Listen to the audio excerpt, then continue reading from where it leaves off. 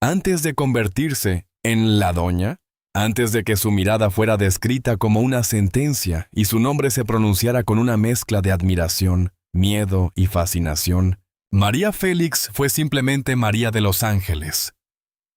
Félix Güereña. Una niña nacida el 8 de abril de 1914, en Álamos, Sonora, México. Un pueblo de arquitectura colonial. Calles calientes, silencios largos y tradiciones profundamente marcadas por la familia, el honor y la reputación. Su infancia no comenzó en los salones elegantes ni bajo los reflectores del cine. Nació en una familia numerosa, en un ambiente donde la disciplina, el carácter y la apariencia social pesaban mucho. Su padre, Bernardo Félix Flores, era militar y político. Su madre, Josefina Güereña Rosas, provenía de una familia de raíces vascas. En esa mezcla de autoridad, orgullo regional y sensibilidad heredada, comenzó a formarse una niña que, desde muy temprano, entendió que el mundo no trataba igual a todos. María no fue educada para obedecer en silencio. Su temperamento parecía adelantarse a su destino. Desde joven mostró una belleza poco común, pero también una personalidad incómoda para su época. Directa, orgullosa, desafiante. No buscaba complacer, no aceptaba fácilmente órdenes y parecía tener una conciencia muy clara de su propio valor. En un tiempo en que muchas mujeres eran preparadas para callar, casarse y vivir bajo la sombra de un hombre, María Félix parecía haber nacido para mirar de frente a cualquiera que intentara reducirla. La infancia de María estuvo marcada por mudanzas, tensiones familiares y una relación intensa con sus hermanos. Uno de los episodios más comentados de su juventud fue su cercanía con su hermano Pablo, una relación que, con el paso de los años, fue rodeada de rumores, exageraciones y lecturas maliciosas.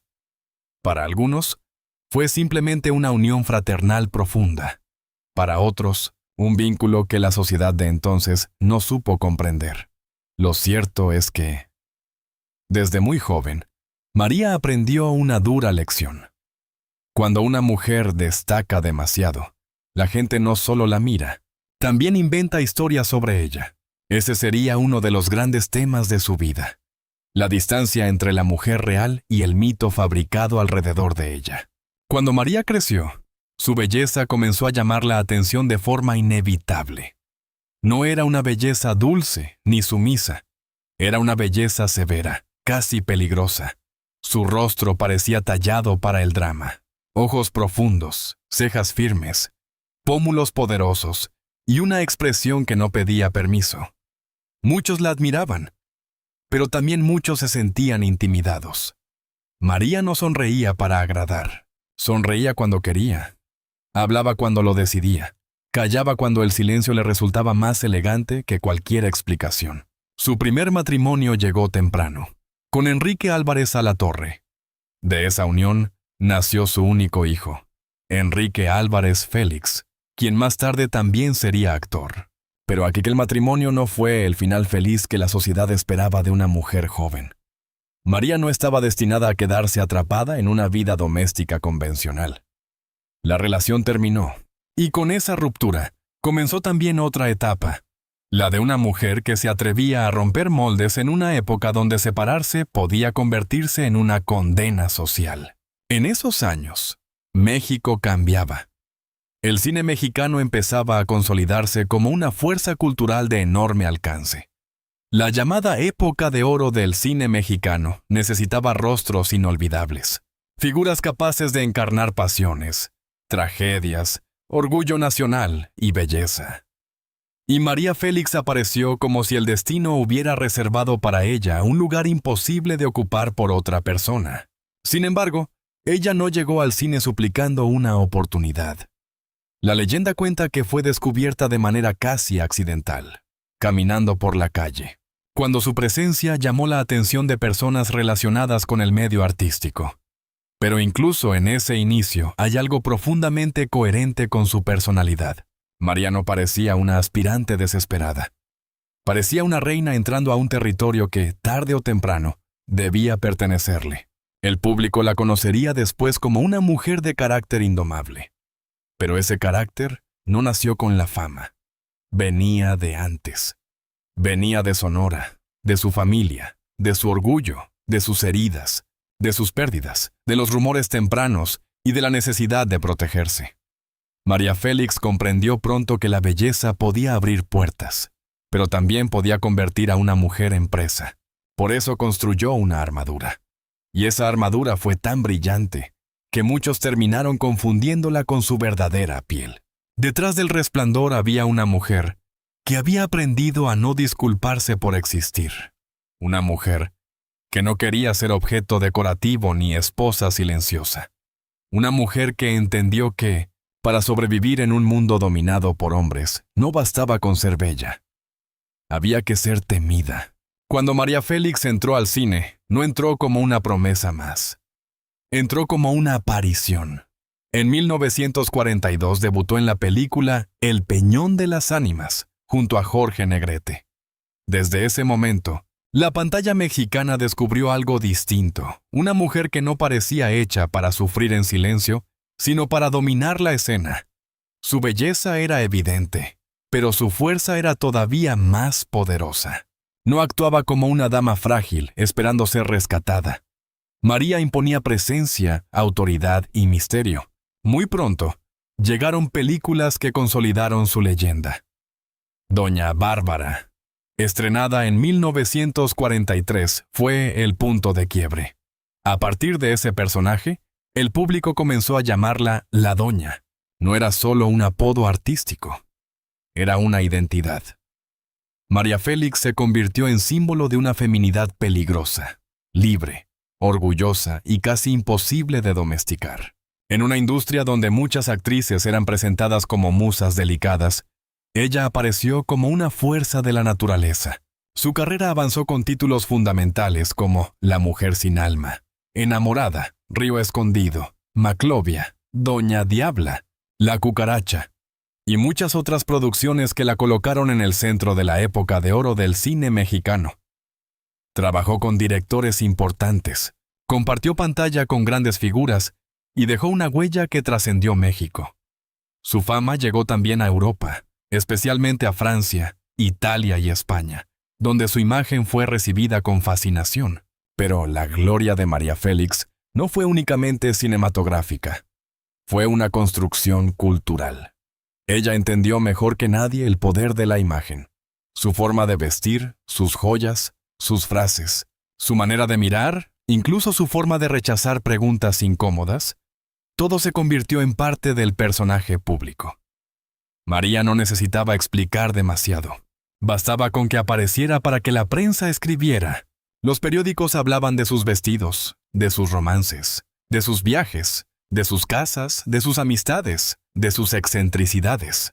Los fotógrafos la perseguían, los hombres la admiraban, las mujeres la imitaban o la criticaban.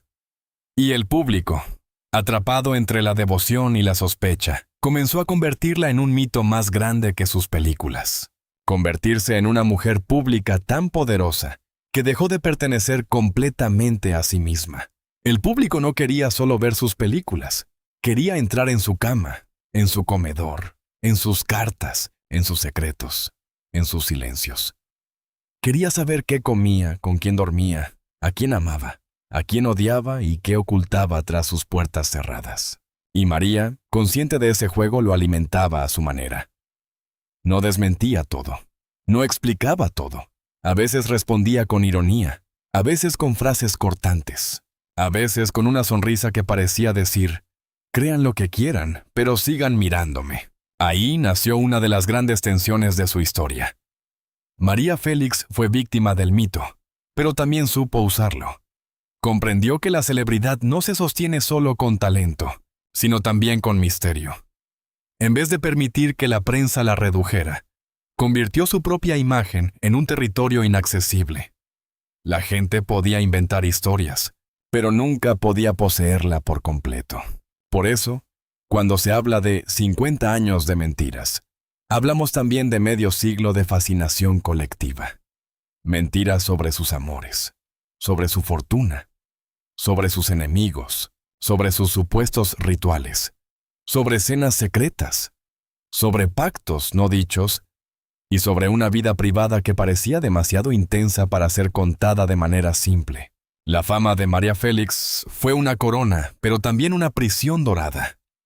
Le dio poder, riqueza, influencia y eternidad artística. Pero le quitó algo que casi ningún famoso conserva: el derecho a ser interpretado con justicia. Para entender el lado más oscuro del mito de María Félix, hay que entrar en su vida privada. Porque detrás de la diva invencible, existía una mujer que amó, perdió, discutió, se defendió y también sufrió. Cuando no estaba bajo las luces del cine, María no dejaba de ser intensa. Su vida sentimental fue tan comentada como su carrera, y quizá por eso muchos de los rumores más persistentes nacieron en torno a sus relaciones. María Félix se casó varias veces. Su primer matrimonio con Enrique Álvarez Alatorre le dio a su único hijo, Enrique Álvarez Félix. Después vinieron relaciones que se volvieron parte de la historia cultural de México y del mundo hispano. Uno de sus matrimonios más recordados fue con Agustín Lara, el célebre compositor, quien le dedicó canciones y alimentó la imagen de María como musa peligrosa e inolvidable.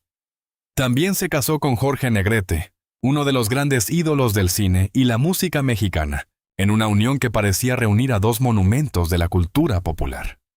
Más tarde, su vida se vinculó con figuras como Alex Berger, empresario francés que le ofreció una etapa de lujo, estabilidad y sofisticación internacional. Cada relación dejó una marca distinta. Con Agustín Lara, María fue convertida en canción. Con Jorge Negrete, fue parte de una pareja legendaria. Con Alex Berger, entró en un mundo de elegancia europea. Colecciones, joyas, arte y salones donde su figura parecía más cercana a una emperatriz que a una actriz. Pero esa vida amorosa también alimentó grietas. La prensa observaba cada unión como si fuera una novela. Los admiradores querían finales románticos. Los detractores esperaban caídas. María era acusada de fría, dominante, interesada o inaccesible. Sin embargo, pocas veces se le concedía algo básico: el derecho a ser una mujer compleja. Su relación con su hijo Enrique también fue observada con atención. Enrique Álvarez Félix heredó parte del magnetismo de su madre, pero cargar con el apellido Félix no era sencillo. Ser hijo de una leyenda puede abrir puertas, pero también puede convertirse en una sombra inmensa. La relación entre ambos tuvo momentos de cercanía, distancia, orgullo y dolor. Cuando Enrique murió en 1996, María enfrentó una de las pérdidas más duras de su vida. La mujer que parecía invulnerable había perdido a su único hijo, y aunque su carácter público siguió siendo firme, esa herida marcó profundamente sus últimos años. No se trata de presentar como hechos comprobados historias sensacionalistas, sino de analizar por qué esas palabras funcionan tan bien alrededor de una figura como María Félix. El banquete representa el mundo cerrado de la élite. Cenas privadas, invitados poderosos, conversaciones que jamás llegaban completas a la prensa, joyas sobre la mesa, copas de cristal, pactos silenciosos y miradas que podían significar alianzas o traiciones. A lo largo de su vida, María Félix asistió a reuniones de alto nivel, convivió con artistas, políticos, millonarios, escritores y aristócratas. En esos espacios, el público imaginó escenas casi teatrales, escenas donde se decidían destinos, donde se enterraban verdades, donde una frase podía destruir una reputación. De ahí nace la idea del banquete mortal, no necesariamente como un crimen literal, sino como símbolo de un mundo donde la fama podía devorar a quien no supiera defenderse. ¿Y los rituales? Esa palabra conecta con otra dimensión del mito. María Félix cuidaba su imagen con una disciplina casi ceremonial. Sus apariciones públicas parecían rituales de poder. La elección del vestido, la joya exacta, la postura, el silencio calculado. La frase final. En torno a ella se habló de supersticiones, de objetos de lujo casi sagrados, de joyas con formas animales, de símbolos de serpientes, cocodrilos y panteras, de una estética que mezclaba belleza, peligro y dominio. La famosa colección de joyas de María Félix, especialmente aquellas creadas por casas de alta joyería con formas de animales, alimentó esa percepción. Para algunos, humanos eran simples piezas de lujo. Para otros, parecían talismanes. Y cuando una mujer ya era vista como leyenda, cada objeto a su alrededor adquiría un significado oculto. El secreto prohibido del título apunta a algo más profundo. El secreto de cómo María Félix logró construir una identidad que nadie pudo controlar. Durante décadas, se quiso explicar su poder a través de hombres, dinero, escándalos o supuestos misterios. Pero quizá el verdadero secreto era más incómodo. María Félix no fue poderosa porque alguien se lo permitiera. Fue poderosa porque nunca aceptó ser pequeña. Las mentiras alrededor de su vida privada funcionaron como un espejo de la sociedad. Una mujer libre era convertida en sospechosa. Una mujer rica era acusada de interesada. Una mujer bella era reducida a objeto. Una mujer inteligente era llamada peligrosa. Una mujer que amaba sin pedir perdón era transformada en personaje oscuro. María entendía el amor como una fuerza, pero no como una cadena. Podía amar intensamente, pero no parecía dispuesta a desaparecer dentro de un matrimonio. Eso incomodó a muchos. En una cultura donde la mujer famosa debía ser deseada, pero no demasiado libre, admirada, pero no demasiado poderosa, elegante, pero no demasiado dominante. María Félix rompió el molde una y otra vez, y cada vez que rompía el molde, nacía una nueva historia, una nueva mentira, un nuevo secreto.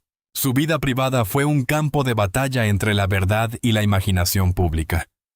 Hubo amores reales, pérdidas reales, matrimonios reales y dolores reales, pero sobre todo eso se colocó una capa de leyenda. Y esa capa, con el paso de los años, se volvió tan espesa que hoy todavía resulta difícil separar a María Félix de la doña. Y quizá por eso, incluso cuando se habla de banquetes, rituales y secretos prohibidos, la imagen que queda no es la de una mujer escondida en la oscuridad, sino la de una figura sentada al centro de la mesa, mirando a todos en silencio, sabiendo que el verdadero poder no consiste en responder todas las preguntas, sino en hacer que el mundo siga preguntando. La primera verdad es que María Félix fue una de las figuras más mitificadas del mundo hispano. Su vida real fue extraordinaria, pero el relato construido alrededor de ella fue aún más grande. La prensa, el público y la memoria popular transformaron cada etapa de su existencia en una mezcla de historia, rumor y leyenda. Durante décadas, se repitieron versiones sobre su carácter, sus relaciones, su fortuna y sus supuestos secretos. Algunas tenían base real. Otras fueron exageraciones nacidas del deseo de convertir a María en algo más que una actriz, una criatura de misterio. La segunda verdad es que el banquete mortal funciona como una metáfora poderosa. Representa la mesa de la fama, ese lugar donde todos quieren sentarse, pero pocos sobreviven intactos. María Félix se sentó en esa mesa desde muy joven. Compartió espacio con artistas inmensos, políticos, empresarios, intelectuales y hombres acostumbrados a mandar. Pero ella no llegó como invitada obediente. Llegó como una presencia dominante. En el banquete de la fama, muchos son devorados. María, en cambio, aprendió a devorar el miedo. La tercera verdad es que los rituales no necesitan entenderse como prácticas oscuras o sobrenaturales. En el caso de María Félix, el verdadero ritual era la construcción de su imagen. Cada aparición suya estaba diseñada con precisión. Su ropa, sus joyas, su peinado, su tono de voz y su forma de responder eran parte de una ceremonia pública. María entendió que una estrella no solo actúa en películas. Una estrella actúa también cuando entra a una habitación, cuando concede una entrevista, cuando guarda silencio y cuando deja una frase para la historia. La cuarta verdad es el secreto prohibido. Y ese secreto quizá no era una confesión escondida ni un documento perdido. El secreto más incómodo de María Félix fue que nunca permitió que la sociedad la definiera por completo. No fue solo esposa de alguien, musa de alguien, madre de alguien o amante de alguien. Fue María Félix. Y esa afirmación, tan simple hoy, era profundamente revolucionaria en su tiempo. Por eso el público reaccionó siempre de manera dividida. Para algunos, María era un símbolo de orgullo, elegancia, belleza mexicana y fuerza femenina. Para otros, era arrogante, excesiva, fría o inaccesible. Pero incluso quienes la criticaban no podían ignorarla. Esa fue una de sus mayores victorias, ser imposible de borrar. Tras su muerte, ocurrida el 8 de abril de 2002 en la Ciudad de México, justo el día en que cumplía 88 años, la leyenda no terminó. Al contrario, creció. Nuevas generaciones comenzaron a descubrir sus películas, sus entrevistas, sus frases y su estética. En redes sociales, su imagen volvió a circular como símbolo de poder femenino, lujo, independencia y carácter. María Félix dejó de pertenecer solo al cine clásico mexicano y se convirtió en un ícono cultural permanente. La reacción del público ante su figura sigue siendo intensa porque María representa algo que no envejece: el deseo de vivir sin pedir disculpas. Muchos la admiran porque dijo lo que quiso. Otros la cuestionan porque no encajó en el molde de la mujer amable y dócil. Pero esa tensión es precisamente lo que la mantiene viva en la memoria colectiva. Entonces, hubo 50 años de mentiras. Hubo sin duda décadas de rumores, exageraciones, silencios y relatos interesados. Hubo un banquete mortal. Hubo una vida sentada en la mesa peligrosa de la fama, donde cada invitado podía convertirse en aliado o enemigo. Hubo rituales. Hubo una disciplina estética y pública tan perfecta que parecía ceremonia. ¿Hubo un secreto prohibido? Sí, el secreto de una mujer que entendió que la libertad, cuando la ejerce una mujer poderosa, siempre será tratada como escándalo. María Félix no necesita que inventen monstruos a su alrededor para parecer fascinante. Su verdadera historia ya es suficientemente poderosa. Fue una niña de Sonora que conquistó el cine, una actriz que se volvió mito, una mujer que amó sin rendirse, una madre que conoció el dolor, una diva que convirtió su imagen en armadura y una figura que aún hoy provoca preguntas. Y quizá esa sea la razón por la que, tantos años después, seguimos hablando de ella. Porque María Félix no fue solo una estrella del pasado. Fue una advertencia para su época y una inspiración para el presente. La advertencia era clara: no subestimen a una mujer que sabe cuánto vale. La inspiración también: no hace falta ser comprendida por todos para dejar una huella eterna. Al final, el verdadero secreto de María Félix no estaba escondido en una cena, ni encerrado en una joya, ni protegido por un ritual. Estaba frente a todos, visible, brillante, desafiante. El secreto era ella misma. Una mujer convertida en leyenda porque se negó a vivir como personaje secundario. Y esa es la verdad que, después de tantas mentiras, todavía resplandece.